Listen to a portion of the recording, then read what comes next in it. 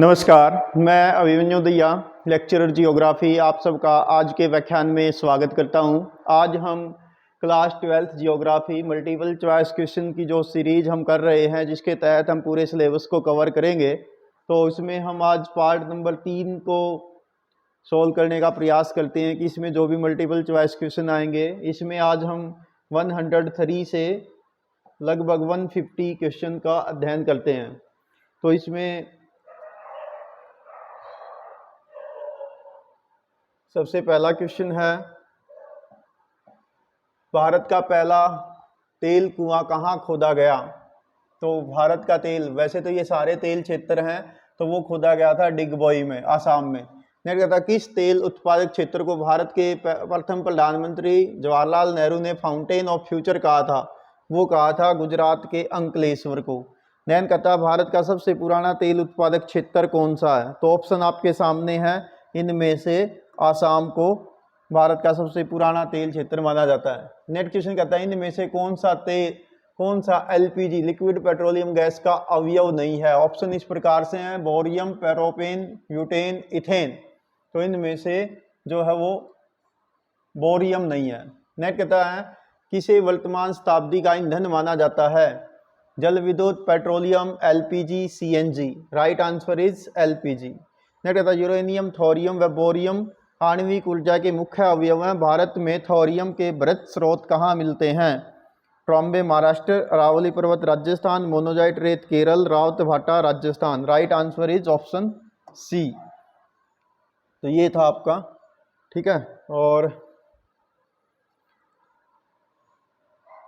Next देखते हैं, question 109 है, भारत के प्रमुख परमाणु विद्युत केंद्रों को उत्तर से दक्षिण दिशा में व्यवस्थित करने वाला सही क्रम क्या है? तो ऑप्शन आपके सामने है, आप इसको देख लीजिए।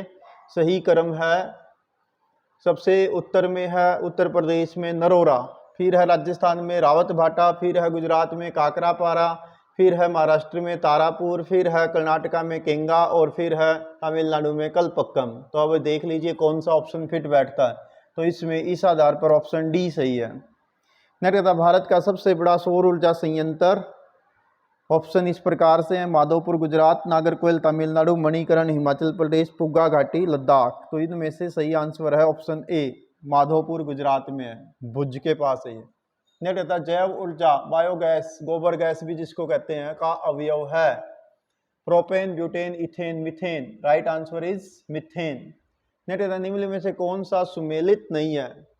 बहुत सारे ऑप्शन हैं, तांबा खेतड़ी, लोएस कुद्रेमुख, मैग्नीज बालाघाट, अबरक कोडरमा, पेट्रोलियम अंकलेश्वर, सोना कोलार, लिग्नाइट झरिया, मोनोजाइट केरल। इनमें से जी ऑप्शन फिट नहीं है, बाकी के सारे सही मैच हैं।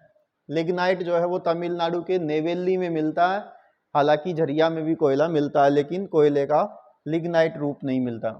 नेक्स्ट, भारत की सबसे बड़ी गैस पाइपलाइन कौन सी है? ऑप्शन आपके सामने है, सही उत्तर है हजीरा विजयपुर जगदीशपुर पाइपलाइन, इसको बोलते हैं HVJ।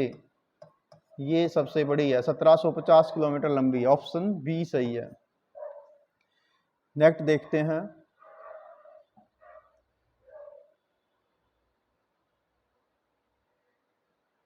क्वेश्चन नंबर 114 है, इनमें से कौन सा जीवाश्म ईंधन नहीं है? पेट्रोलियम, कोयला, विद्युत, एलपीजी। तो इसमें से विद्युत नहीं है।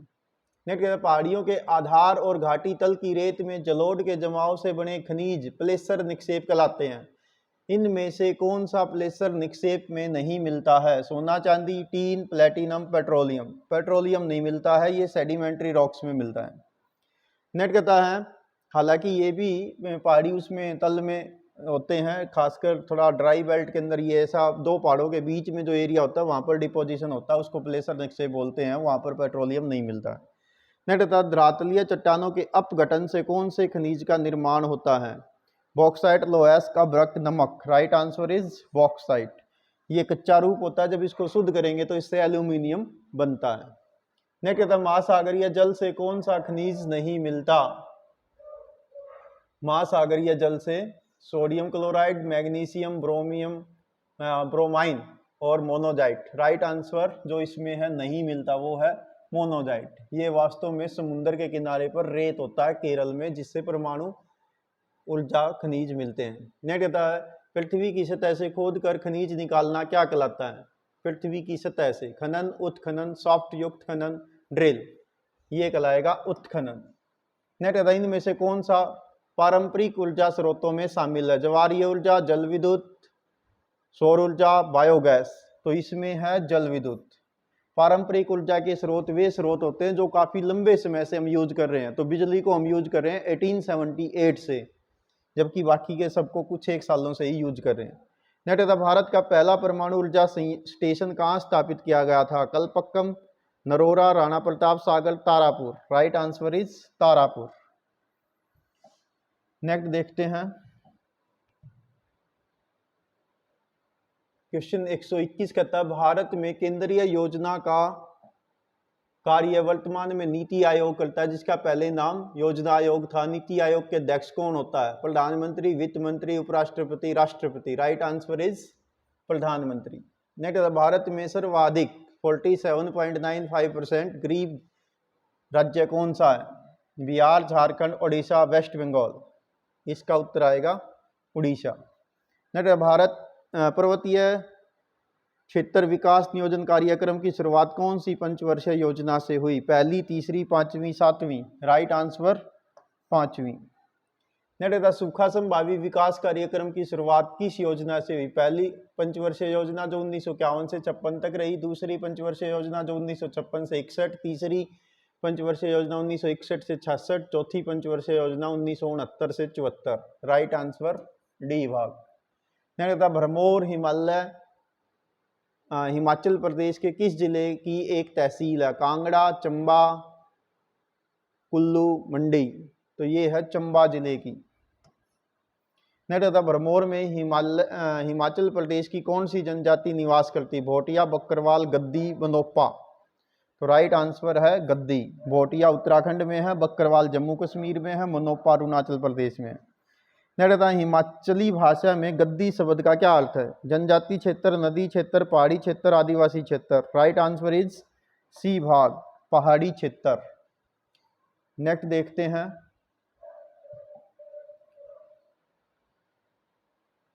128वां क्वेश्चन कहता है 21 नवंबर 1975 को हिमाचल के किस क्षेत्र को जनजातीय क्षेत्र के रूप में मान्यता देने की अधिसूचना जारी की गई थी?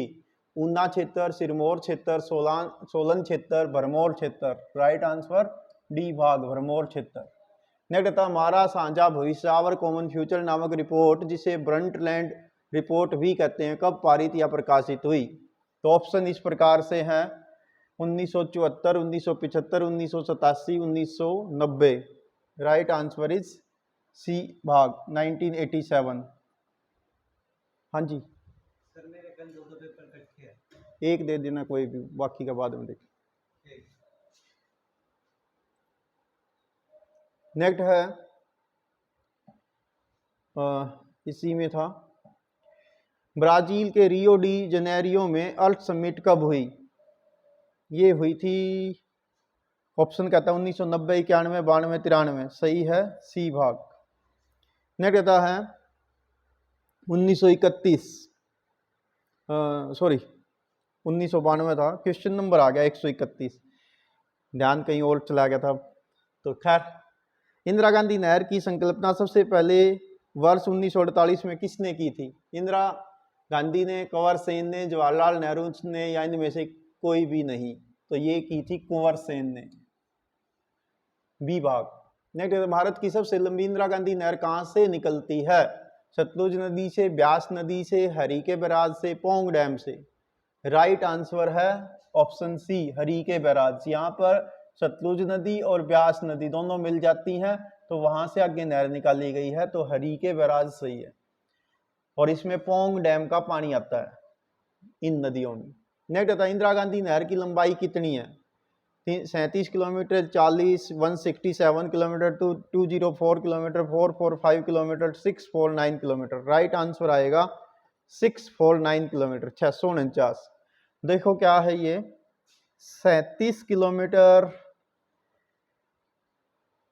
ये जो है लगभग हरियाणा में प्रवाहित होती है। 40 किलोमीटर ये पाकिस्तान के बॉर्डर से दूर बहती है, ठीक है।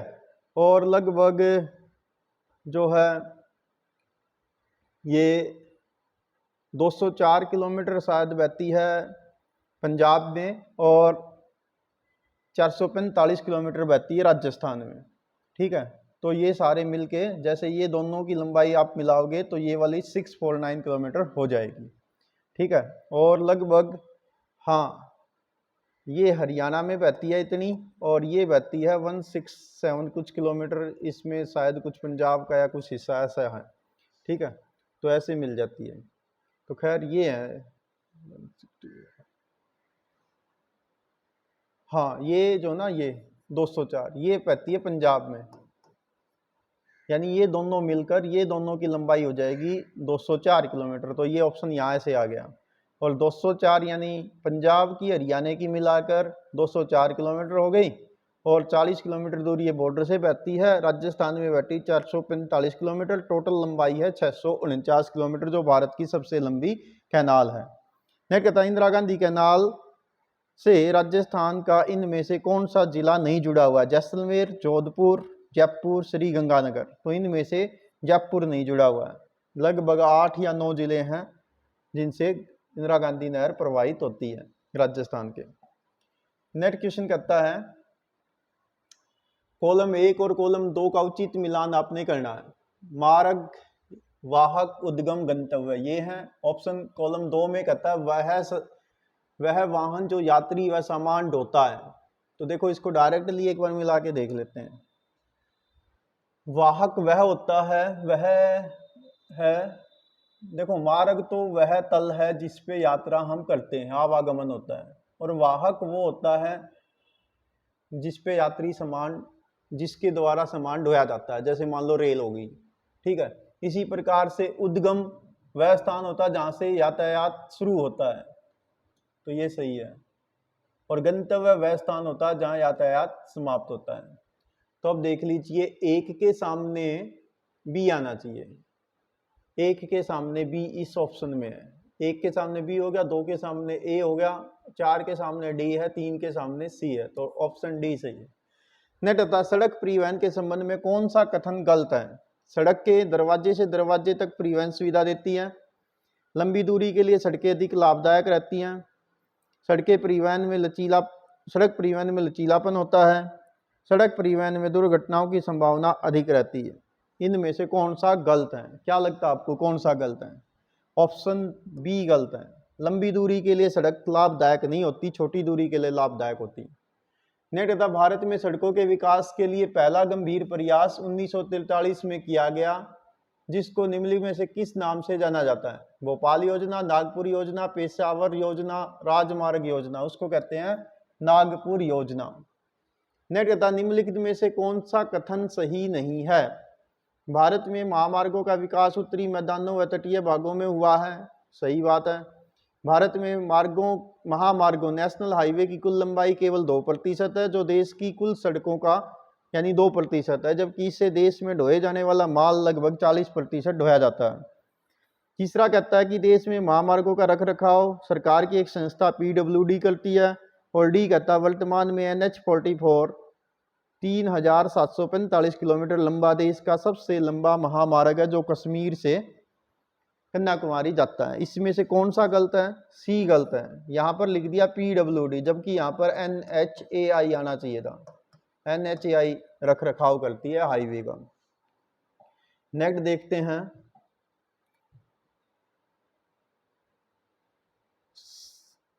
कहता है सीमा सड़क संगठन BRO बॉर्डर रोड ऑर्गेनाइजेशन का गठन कब हुआ? 1951, 1960, 1972, 1990। राइट आंसर है 1960 बी भाग। अगला कहता है विश्व की पहली रेलगाड़ी उत्तरी इंग्लैंड के स्टॉकटन और डार्लिंगटन के बीच कब चली? 1825, 1853, 1925, 2017। ये चली थी 1825 में। 1853 जो ऑप्शन दे रखा ना, इसमें चली थी भारत की पहली रेलगाड़ी 16 अप्रैल 1853 को। 1925 में रेलगाड़ी का विद्युतीकरण हुआ था भारत में, और 2017 में भारत में पहली वंदे भारत रेलगाड़ी चली थी। नहीं रहता भारतीय रेलवे का सबसे बड़ा रेलवे जोन कौन सा है? आपके सामने ऑप्शन है, उत्तर रेलवे नई दिल्ली, साथ में उसके हेडक्वार्टर भी दिए गए हैं, दक्षिण रेलवे चेन्नई, पूर्वी रेलवे कलकत्ता हावड़ा और पश्चिम रेलवे मुंबई चर्च गेट। इसका सही आंसर है ऑप्शन ए भाग। नेक्स्ट रहता कोंकण रेलवे, जिसको अभियंत्रिकी का अनूठा चमत्कार भी कहते हैं, यानी इंजीनियरिंग का अनूठा अमेजिंग जो चमत्कार है वो कहा जाता है। इसका विस्तार कहाँ से कहाँ तक है? मुंबई से अहमदाबाद, मुंबई से मैंगलोर, रोहा से मैंगलोर, रोहा से कोचीन। क्या आएगा उत्तर? ये आएगा ऑप्शन सी भाग। नेक्स्ट रहता कम मूल्य वाली स्थूल व भारी वस्तुओं को के लंबी दूरी के लिए परिवहन का सबसे सस्ता साधन कौन सा है? रेल परिवहन, जल परिवहन, सड़क परिवहन, पाइपलाइन परिवहन। तो उसके लिए है जल परिवहन। लंबी दूरी हो, भारी सामान हो, कम मूल्य की वस्तुएं हो, तो सबसे सस्ता रहेगा वाटरवे। निम्नलिखित कथनों में से कौन सा सही नहीं है? द्वीपों सहित भारत की तट रेखा 7517 किलोमीटर लंबी है। दूसरा कहता है भारत में 187 मुख्य, 12 लघु और मध्यम आकार के पतन हैं। तीसरा कहता है नेशनल वाटरवे एक गंगा नदी में प्रयागराज से हल्दिया तक 1620 किलोमीटर लंबा जलमार्ग है। ऑप्शन डी कहता है ब्रह्मपुत्र नदी में सदिया व धुबरी के बीच 891 किलोमीटर लंबा जलमार्ग है। यह भारत का दूसरा प्रमुख राष्ट्रीय जलमार्ग है। तो कौन सा गलत है?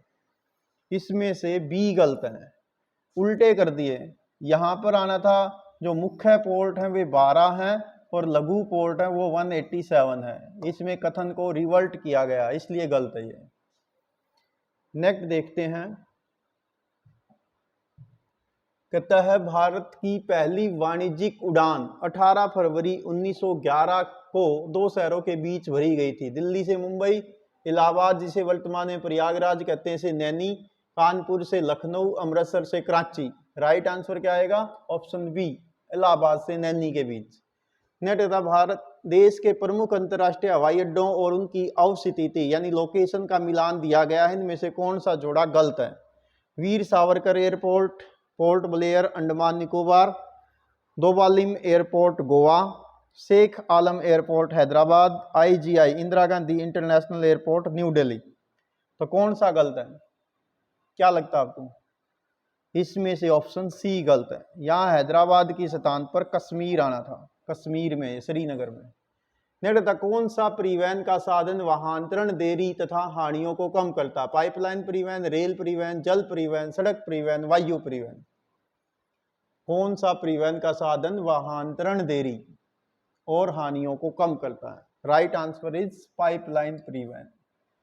नेक्स्ट था HVJ Hazira Vijaypur Jagdishpur gas pipeline 1750 kilometre लंबी, देश की कौन से स्थानों को इनमें से नहीं जोड़ती? ये सबसे लंबी पाइपलाइन बरौनी को, हजीरा को, विजयपुर को, जगदीशपुर को, ये नहीं जोड़ती है बरौनी बिहार को। हजीरा गुजरात से चलती है, विजयपुर होते हुए जगदीशपुर कानपुर के पास है उत्तर प्रदेश में, वहां तक जाती है। नेक्स्ट था भारत का पहला रेडियो प्रसारण रेडियो क्लब ऑफ बॉम्बे द्वारा कब शुरू किया गया? 1923, 1927, 1930, 1936। राइट आंसर है 1923। पहली बार प्रसारण हुआ था 1923 से और विधिवत रूप से शुरू हुआ था 1927 से। बाद में शायद 1936 में रेडियो का नाम हो गया था आकाशवाणी, शायद 1957 भी हो सकता है, यहाँ पर मैं एक्स्ट्रा बता रहा हूँ आपको। भारत में पहला टीवी प्रसारण 15 सितंबर 1959 को कहाँ से शुरू हुआ? Delhi, Mumbai, Chennai, Kolkata. Right answer is Delhi. तो प्यारे विद्यार्थियों, ये थे 150 तक क्वेश्चन पार्ट नंबर 3 के तहत। हम नेक्स्ट पार्ट में इससे आगे के क्वेश्चन का अध्ययन करेंगे। आप इससे पिछले जो पार्ट्स हैं 1 और 2 वो भी आप देख सकते हैं और इनका सबका लिंक जो है मैं डिस्क्रिप्शन में डाल देता हूं। वीडियो की डिस्क्रिप्शन में आप जाकर वहां पर इन व्याख्यान को अच्छे ढंग से आप तैयार कर सकते हैं। तो मुझे उम्मीद है कि यदि आपने ये वीडियो सेशन या सीरीज अच्छे ढंग से देख ली, कई बार आप इसको रिवाइज कर सकते हैं, तो शायद कोई क्वेश्चन आपका बचेगा नहीं जो पेपर में आ जाए और आपका सिलेबस इसमें से कवर ना हो। Thanks, have a nice day.